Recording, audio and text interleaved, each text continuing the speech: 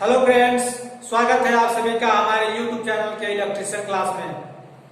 हमने पिछले क्लास में बैटरी के दोष एवं उनके निवारण के बारे में पढ़े थे, जिसमें कि बैटरी के कितने प्रकार के दोष होते हैं, उनके कारण और उनके क्या उपाय किए जाएं ताकि बैटरी हमारी अच्छी तरह से कार्य करे और उसका हम अच्छी तरह से उपयोग कर सके, है ना। तो इन सभी चीजों के बारे में हमने पढ़ लिया पिछले क्लास में। जो लोग हमारे चैनल पर नए होंगे, जिन्होंने हमारे पिछले क्लास का वीडियो नहीं देखा होगा, वे डिस्क्रिप्शन में जा करके वहां से लिंक प्राप्त करके और वीडियो को अवश्य देखेंगे, ठीक है दोस्तों। तो और उसके बाद ही हमारा आज का क्लास आपको समझ में आ पाएगा। और आज का हमारा क्लास है method of charging of batteries, अर्थात बैटरी को चार्ज करने की विधियां। हम बैटरी को कई प्रकार से चार्ज कर सकते हैं, लेकिन चार्ज करने की जो इम्पोर्टेंट मेथड होते हैं, जिनका प्रयोग करके हम अपने बैटरी के लाइफ को बढ़ा सकते हैं। कई जगह क्या होता है कि बैटरी को किसी भी कंडीशन में लोग चार्ज करने लगते हैं, उसका टेम्परेचर ध्यान नहीं रखते हैं, बैटरी की वोल्टेज, करंट, इन सभी चीजों का बारे में ध्यान बिल्कुल नहीं रखते हैं। तो हमें आज के क्लास में हम सीखेंगे कि बैटरी को किस मेथड के द्वारा चार्ज करें ताकि हमारे बैटरी की लाइफ बढ़े, है ना दोस्तों। तो हमारे पास बैटरी की चार्ज करने की सबसे पहली विधि है स्थिर धारा विधि, है ना। इस विधि के द्वारा हम बैटरी को किस प्रकार चार्ज करते हैं, उसका क्या प्रोसेस है, क्या सर्किट डायग्राम है, इस क्लास में हम पढ़ेंगे, है ना।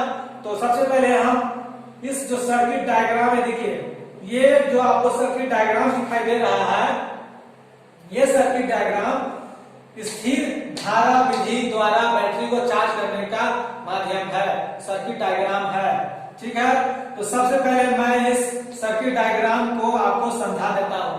मैंने इसके ऊपर कुछ पॉइंट्स लिखे हुए हैं, है ना।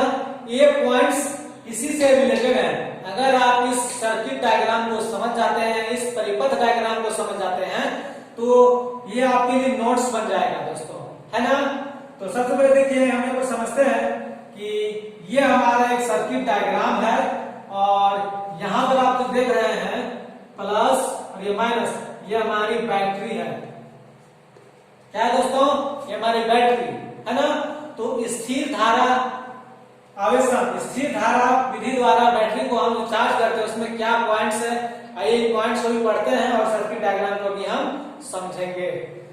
इस विधि में आवेशन के समय दी जाने वाली जो धारा होती है ना दोस्तों, वो स्थिर होती है, समझ गए। जैसे इसमें हम जो बैटरी हमारा है, इसमें को चार्ज करने के लिए इसमें जो धारा देते हैं, उस धारा को हमको स्थिर रखना होता है। तो धारा स्थिर कैसे होगा, उसका कोई तो प्रोसेस होगा ना, वही प्रोसेस को मैं आज बताऊंगा आपको, है ना दोस्तों। इसमें चार्जिंग का रेट और डिस्चार्जिंग का रेट बराबर होता है और होना भी चाहिए। इसके बाद बैटरी की क्षमता इससे बढ़ती है।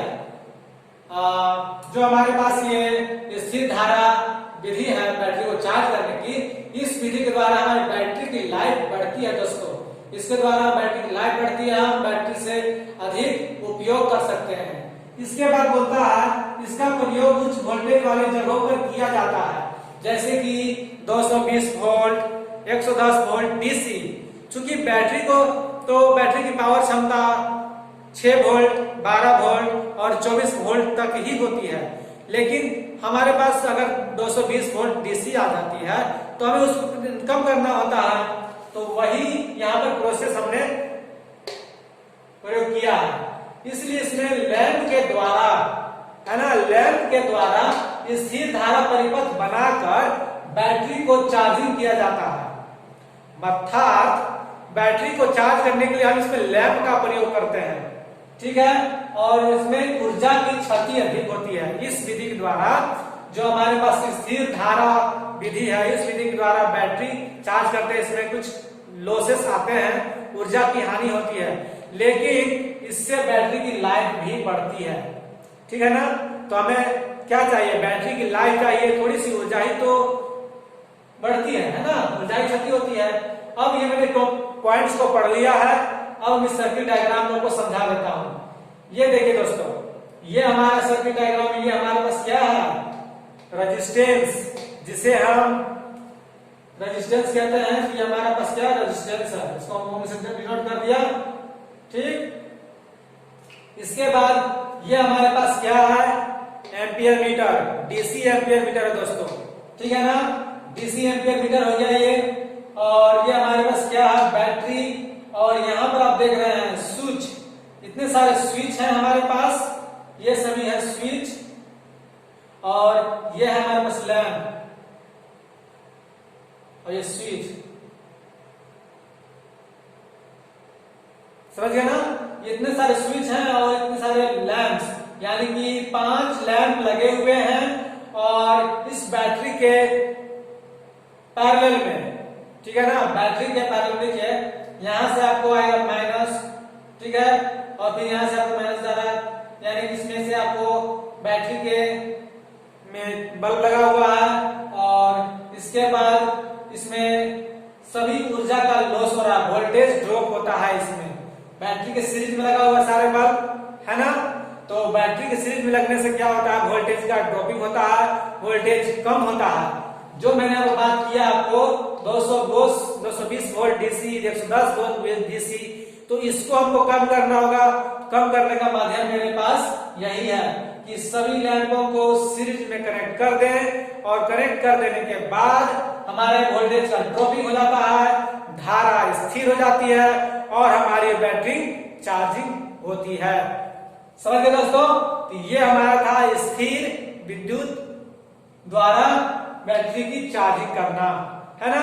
अब हम दूसरे पॉइंट्स को पढ़ेंगे, जो कि हमारा है क्या, स्थिर वोल्टेज विधि, यानी कि इस विधि में हम वोल्टेज को स्थिर रखेंगे, ठीक है ना, और वोल्टेज को स्थिर रख करके हम बैटरी को चार्ज करेंगे।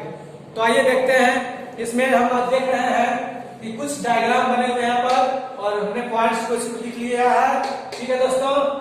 इस विधि में वोल्टेज 2.3 वोल्ट से निश्चित मान पर बैटरी पर अनुरक्षण रख दिया जाता है ना।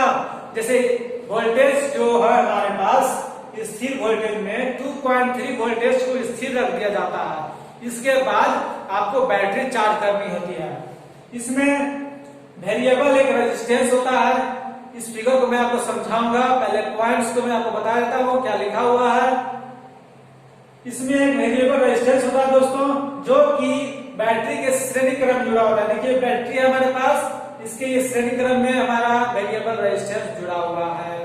इसके बाद यदि 12 वोल्ट से अधिक की बैटरी, यानी कि 12 वोल्ट तक की बैटरी को आपको चार्ज करना है, जैसे कि कार की बैटरी, ठीक है, और कार की बैटरी जो 12 वोल्ट तक की आती है, तो उसको हमको चार्ज करना है, आवेशित करना है, तो हमको 15 वोल्ट के डायनेमो की आवश्यकता होती है।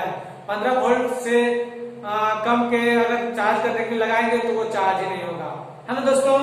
इसके बाद इसमें ऊर्जा का क्षय बहुत कम होता है, यानी कि इस विधि में वोल्टेज स्थिर विधि में ऊर्जा का क्षय कम होता है, हमें प्रॉफिट होता है, ठीक है। अब मैं आपको ये सर्किट डायग्राम समझा देता हूँ।